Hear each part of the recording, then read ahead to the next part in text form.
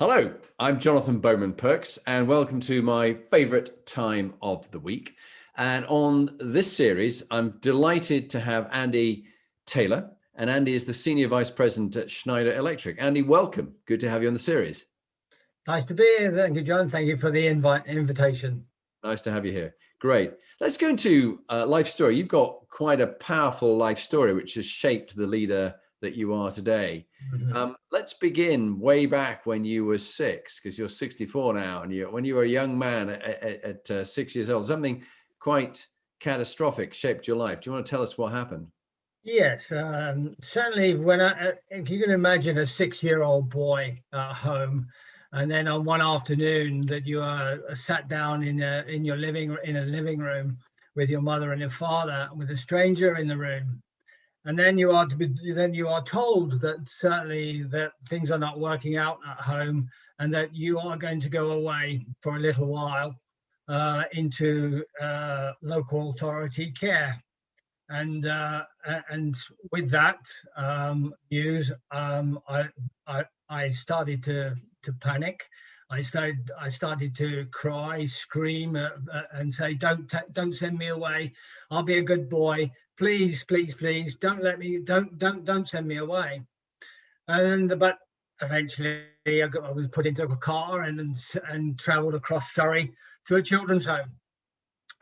And from that moment onwards, that's my life changed dramatically, because certainly when you are in a children's home, there was 30 children in the children's home, all of which had issues of some description, all had problems, and certainly you had to find your way. And therefore I had to find my, normal things. Children can be very cruel, with bullying and so forth. But having said that, you learn to survive, and you learn to actually cope. And I was never to go back home again. So I was in care for 10 years, and of which it shaped me. Because if you can appreciate a care home with 30 children, you have to be very disciplined. It has to be regimented, and certainly you are given things to do. You went to school and came back, but there's other things, chores that you have to do. And one thing that taught me very, very early on is that the discipline, and equally doing things right the first time, because if you did something wrong, you had to do it again. And if it wasn't still to standard, you had to do it again and again and again until you got it to the right standard. And so I learned very quickly, well, I might as well do it right the first time, so it'll save me a lot of bother. And so through that period, I learned certainly all of those disciplines and those structures. And then when I get to 16, in 1973, you are thrust into the world. And when you were, that's just a brutal story, and I can't imagine what it's like. But in the news over the last few years, children's home of that period have talked about abuse and bullying. Did you see any abuse? But you talked about bullying. Did you see any abuse going on by some of the carers and things of the kids? I have to say categorically no. I could not praise the carers enough. They had a very difficult job. I understand that now, even at a young age, it's a very difficult job that they had. But there was certainly, I had no evidence of that at all. I've only got praise for them, even though that it's a very regimented, disciplined arena. Yeah. So take us to 16, and you went on to, I think, SSE. Yes, I did. I then, at 16, I had to go and find a job because you are thrust into the world. Luckily, I was put in touch with a family that had room for lodgers, etc. And so I took with them, and they became almost like my mother and father, because I still know that they're very, very, very, very close friends of mine today. And so I then at 16 went out into the world, and I had to find my apprenticeship. I got the apprenticeship with SSE, but certainly again with that, which I got some early success because of my diligence, if you like, and my focus of doing things well and right the first time. I got Apprentice of the Year award 2 years running. Well done. Never happened in SSE's time or in the college's time. So I was quite proud of that time. Yeah. But in amongst that, you cannot do it all on your own. I had an electrician who took me under his wing. What was his name? What was the electrician? It was an electrician. It was Gordon Wild, and I have to say he was like a father to me. He actually did absolutely everything. He taught me everything I know today. And I'll just give one quick example of what I was doing a switchboard underneath the stairs in this big mansion that he had given me the responsibility to connect all the circuits. And I was busily doing that. And I wanted to get away early. And so I rushed the job a bit. And I said, I'm going, Gordon. And he said, hang on a minute. And he came down and he looked at my work and he said, you're not going home until that is correct. So guess what? I didn't go home until 9 o'clock that night because I had to do it again. And he did. He was brilliant as a coach, mentor, a father figure. And he got me through my apprenticeship and beyond. Yeah. So just taking it from that quite tough, disciplined, standing on your own 2 feet kind of startup, having been through the sort of the bullying environment, the rejection of your parents. Yes. You were one of, I understand, 4 kids under 5. Yes. And they sent you away to a home, a children's home. Looking back now, age 64, looking back at your young self at 16, what bit of advice, knowing what you know now, would you give to a young man at that stage in their lives? That's fairly easy for me, and that is don't look back. You can't change history. You can't change the past, but you can influence your future. And as long as you try to do the right thing and do it as best as you possibly can, normally it'll come out right, and you will succeed. Brilliant. And during our lives, we all have some high points and some dark moments. Tell us first about one of your high points, and then tell us about a dark moment in your life. I suppose I've had several high points because my career has gone from an apprentice electrician to being a director of a €1 billion company. So there's been lots of successes in that. But the one that stacks out the most, and that is that I almost came of age at the age of 60, because my management team at the time, they actually gave me on my 60th birthday a plaque, and I'll read it to you. It says, Andy Taylor, leader, coach, mentor. You are so supportive, encouraging, kind, respectful, patient, fair, challenging, decisive, loyal, committed and devoted, diligent, decisive and empowering. Number 1 boss. What a lovely, lovely plaque. That must have meant a lot to you. It made me cry.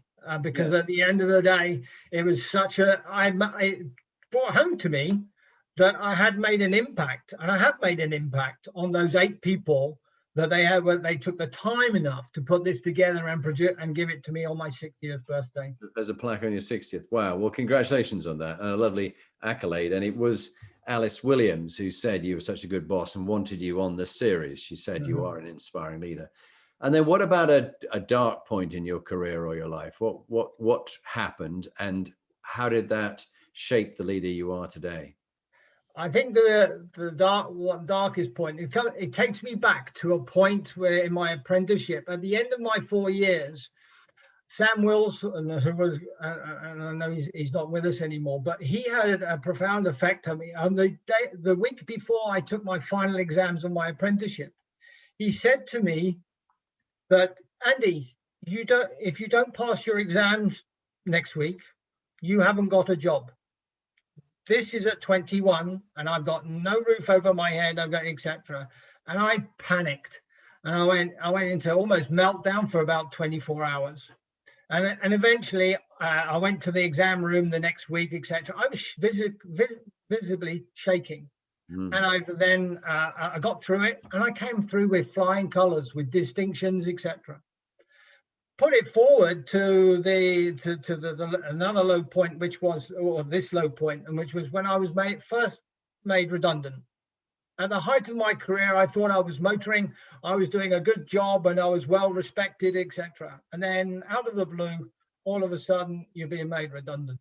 I had a family, I had kids, children, mortgage, etc. And I didn't know. I just crystallized it back to that moment again. Mr. Taylor, you've got no job. You've got no income. Your life, your world is going to collapse. Well, it took me a little while to get over that, but then my training, my fortitude, my resilience kicked in and said, come on, Taylor, get off your backside, go and find another job. You're good enough to find another job. And within a very short space of time, I joined Schneider. Yeah, well done. And to have got through that and to learn from it, it's really important. And I imagine you talked about discipline in the upbringing, standing on your own 2 feet, getting things right first time, whether it be Gordon Wilde teaching you or whatever else it was. What other top tips, habits have made you successful? And we always tend to go for healthy, wealthy, and wise. What would be a quick, short tip about being healthy, about wealth and money, and about wisdom? The overriding one, I would say, is keep your feet on the ground.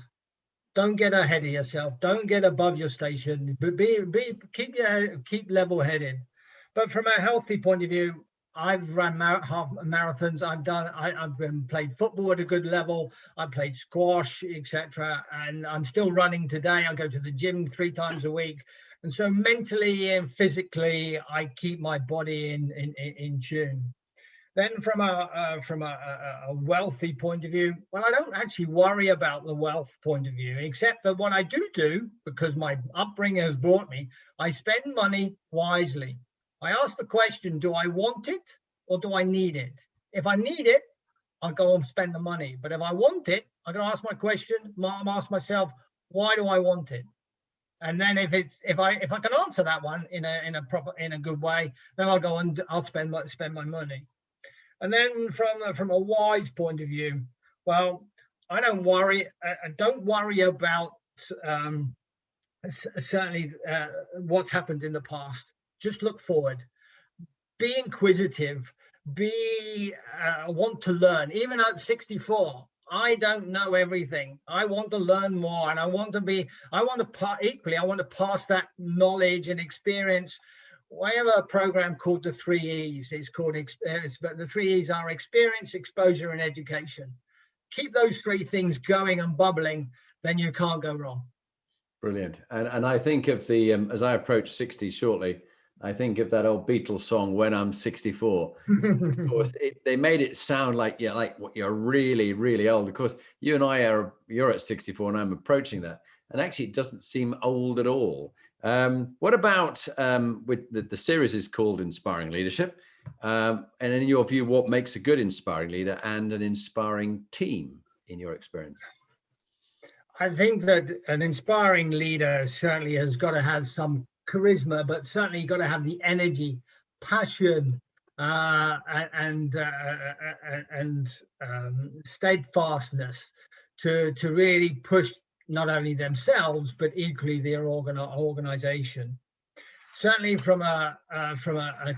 building a team, I can't. As I learned very early on, you can't do it all yourself.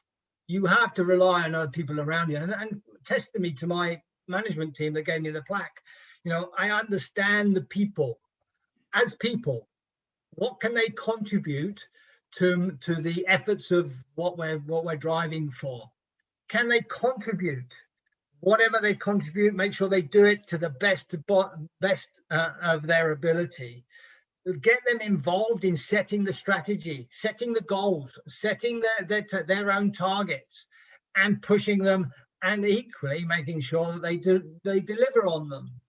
But above all of that, produce an environment that they can trust. They trust you, trust the people around with you, because if they can come into a management meeting and they can say and do within reason whatever they like, they feel comfortable, they will perform, and they will perform higher than you'll ever know. Brilliant. And we talked before about leaders that have inspired you. You mentioned Gordon and various other people who've helped you. I've got some notes down here. But if you were to pick a couple of CEOs that were inspiring, which two would you pick, and who are they, and what qualities did they have that made them inspiring CEOs? Oh, that's a difficult one. I've worked for some very good CEOs and some not so good. But I would say Eamon Bradley. He was the CEO of Powerhouse, which was the combination of Eastern, Southern, and Midlands electricity servicing and shops, which we put together.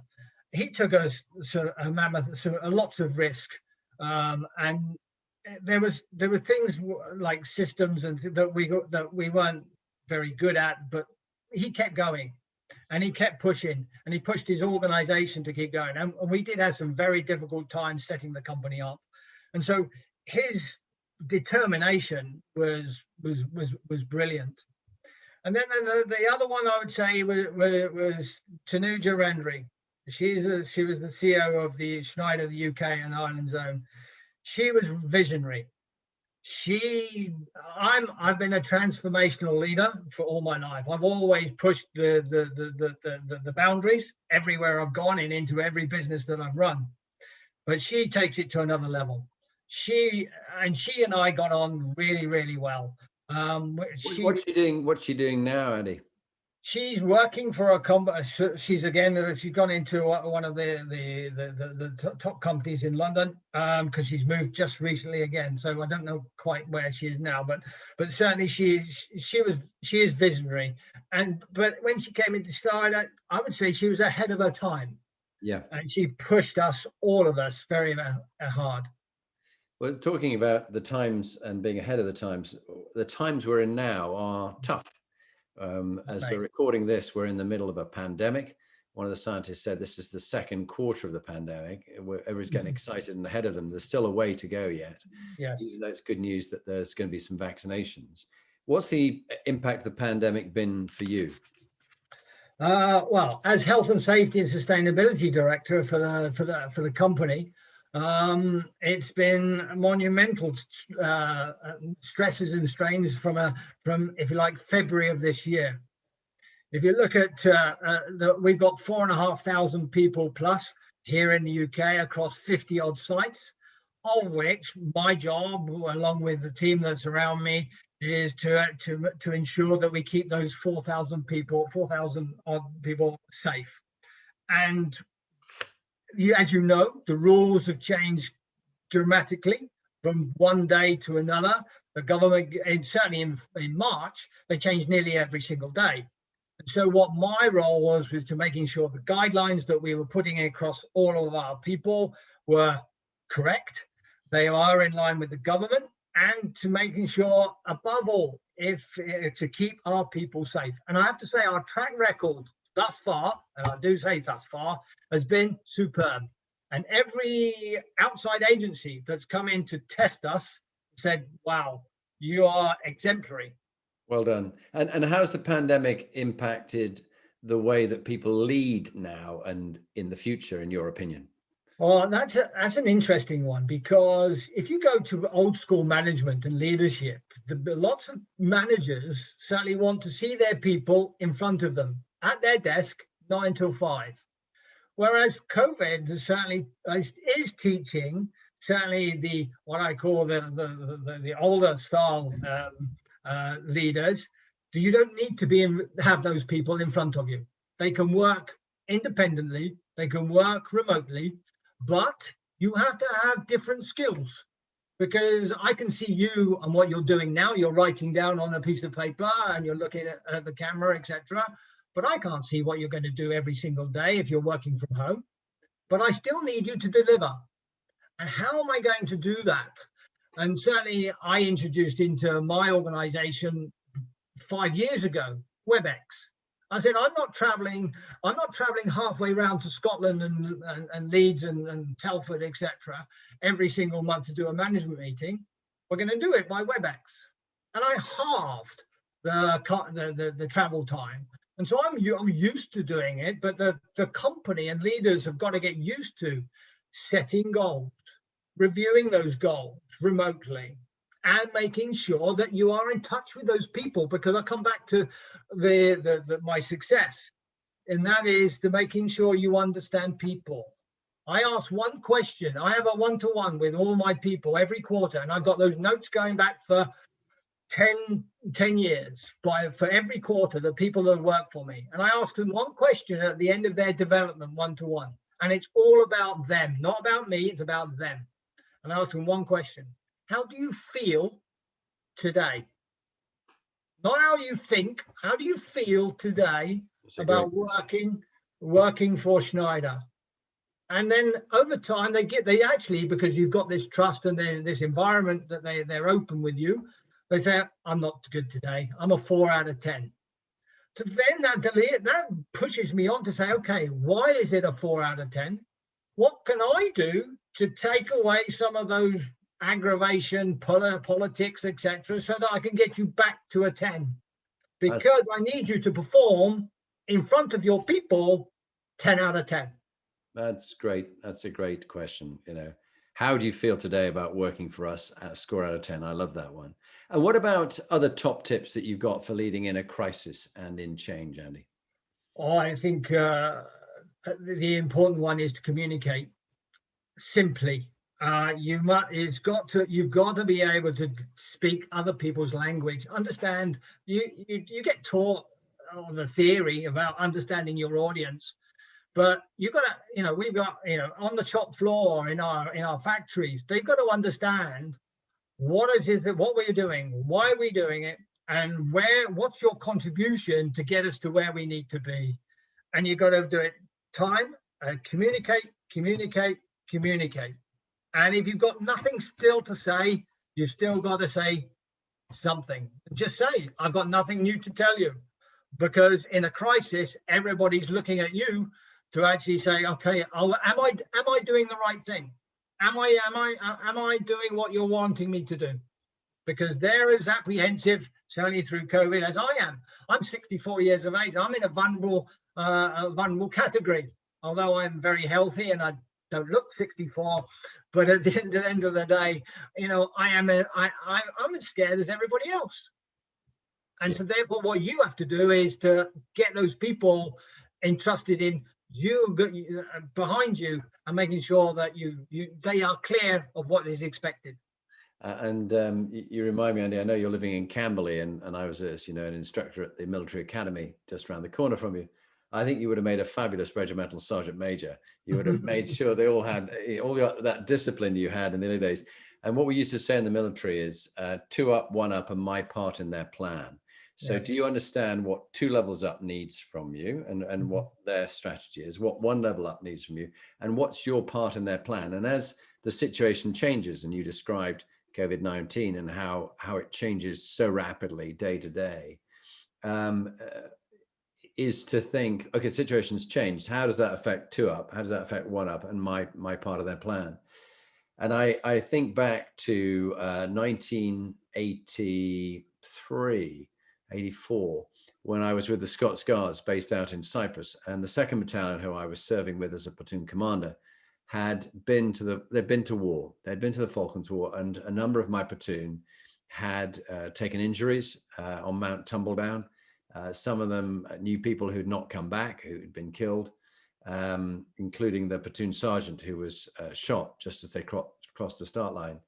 But the commanding officer said, there we were on public duties in London. And 3 weeks later, we were on the ship going to the South Atlantic, having trained in Wales.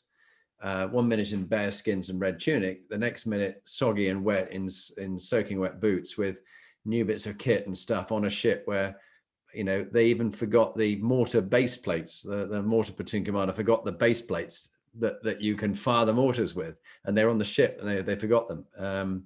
God knows how he managed to survive in his career. He still went on to be the Academy Adjutant at Santa's. God knows how. But from it. yeah, well, I hope he learned a lot from it. But I think learning from lessons in a crisis is important. What mistakes do you see people making? If it's not leaving the mortar base plates behind, what mistakes do you see happening? I think the biggest one is that the managers want them people to be close to them, in front of them, and that's wrong in today's environment. And you still see it today that people say, "I need you in the office at 9 o'clock," and if you're not in at 9 o'clock, why aren't you in at 9 o'clock? And you still see people doing that today, and that's wrong. That's not progressive. That's not good management style. You're not giving them the freedom to run their lives, because there is a life outside of my company. Equally, there's a life and you've got to contribute. But at the end of the day, you've got to give people to have freedom. And if you do, then they will go more than the extra mile. Yeah, that's a very good point. And I think in the pandemic and what follows on from this, there will be a different style of leadership and trust and accountability and delegation and empowerment. What do you think, how it will be different going forward? Because I don't think we're going to go back. I think going forward. I think there will be a new norm, and the new norm, and we're seeing it already. Selling. We're all selling, and when you're working, whatever part of the company you're working, I'm selling Schneider wherever I go. But the thing is that selling will be different. It won't be always face to face. You look at how online has gone through the roof, and certainly around Christmas now. You're not going to get a delivery now before Christmas because it's just gone through the roof. But the way we do work, the way that we manage people, the way that the metrics that we used to have are going to change, because we've learned to create. I'll give you just one example. We have a call center, and there's over 100 people in that call center, of which I've never have thought that in February of this year that over 100 people within 3 weeks can be working at home, and with the technology, we're answering phone calls from our customer in 3 weeks, and we achieved that. And now, so why do we need 100 people traveling to a central location? They don't. You don't. Yeah. So what do you think will be the future of the sort of the office and home working? How do you think it will be? Just taking on that theme. I think that certainly there will be a combination. Yes, we are social animals. We do need to have a contact with our colleagues from time to time. We need to spar off each other. That's where good ideas and creativity comes from. You can do that to a certain extent over Zoom or WebEx or Skype or whatever, but you get somebody in a pub or a restaurant at night, and when you can start to chew the cud and just really push the boundaries to say, well, what if we did this? What if we did that? You need that part, but equally there's going to be certainly people can work from home, so you're giving back time, if you like, to people to manage their life in a different way. Yeah.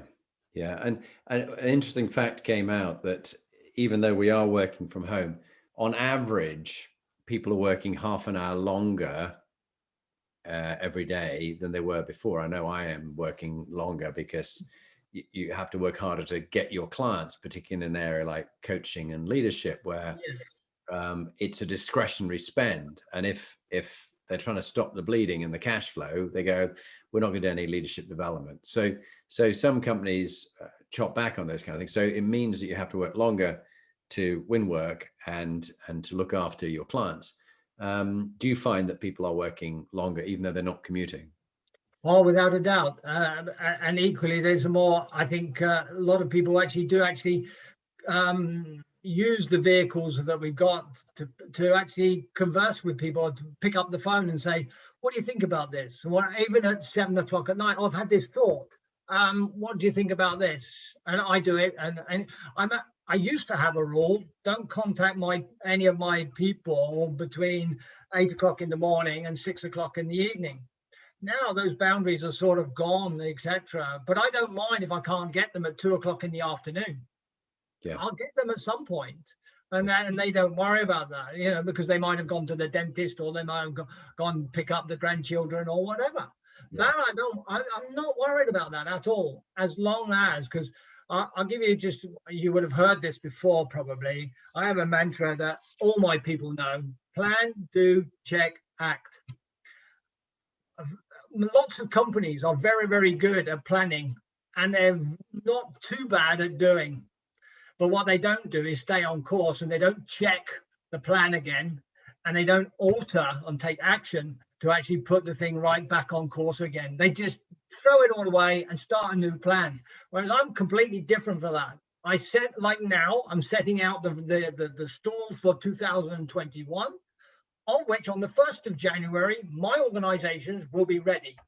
And they're all of the goals and targets and the strategies they've all had an input to in September, October, etc., taking into consideration the corporate strategy, the zone strategy, etc., and we will be ready to go. Brilliant, brilliant. And in fact, you've reminded me that I love that plan, do, check, act. And there was Colonel Boyd, who was a pilot, and I think he was a US Navy pilot. And while fighting over Korea, he found that the Chinese and the Russian MiGs were shooting down some of their jets.